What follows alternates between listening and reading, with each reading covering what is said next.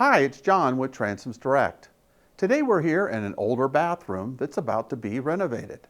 During the renovation, we're going to bring some natural light into the bathroom by adding a transom window along this rear exterior wall.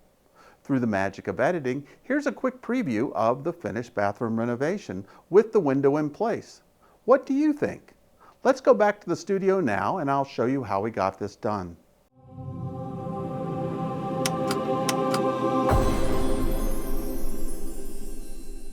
So here's the bathroom we're renovating. We plan to remove this old fiberglass tub and replace it with a tile shower and just overall update the bathroom. Above the tub on this exterior wall is really a perfect location for adding a transom window. In this case, we're going to locate the transom about here. The tile shower is going to be below, so we need to place the transom high enough in the wall to clear the tile.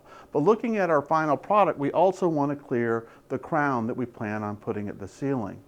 We started our project by removing the tub, and if we zoom in and take away the insulation, you can see the framing studs of the exterior wall.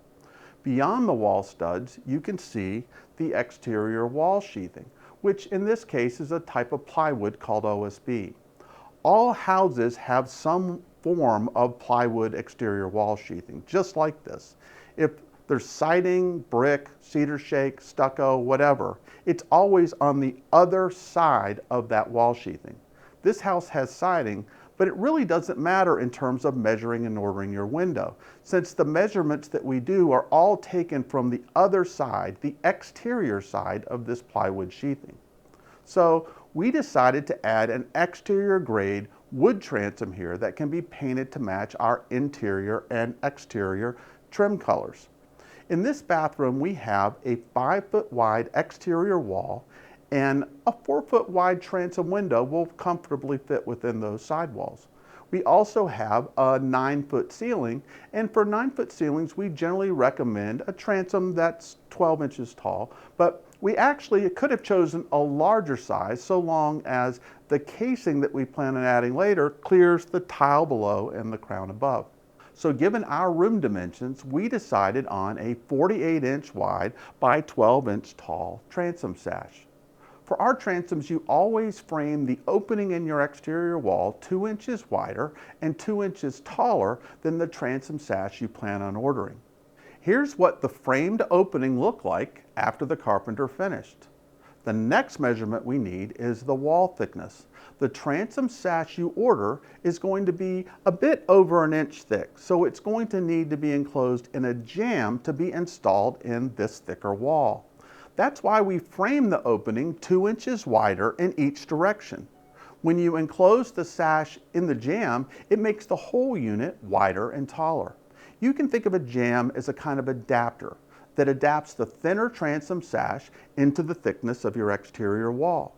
Now, most carpenters can tell you the exterior wall thickness before you even start your project, but it's easiest to explain to you now wall thickness with the opening already framed like we have here. But to get the correct measurement, we need to finish preparing our wall assembly. So we added back the insulation and finished the interior side of the wall with drywall around the window and Durock wall board for the tile that we plan on adding below. Here's a side angle of the opening where we can see the exterior wall sheathing, the studs, and the drywall we've applied on the inside. This sandwich of materials is what we call the wall assembly. Measure your wall thickness from the inside edge of the drywall to the outside edge of the exterior wall sheathing, but do not include any cladding like siding or brick in the measurement. In our case, we had a wall thickness of 4 9/16 inch, which is typical for a 2x4 exterior wall. The wall thickness is the measurement to use for the jamb size. So that's the transom unit size we've ordered, a 48 by 12-inch transom sash with a 4 9/16 inch jamb. If you're confused by any of this, just go to the planning section of our website and we'll walk you through step by step. Interior or exterior transoms, your jamb thickness is always just the thickness of your wall assembly.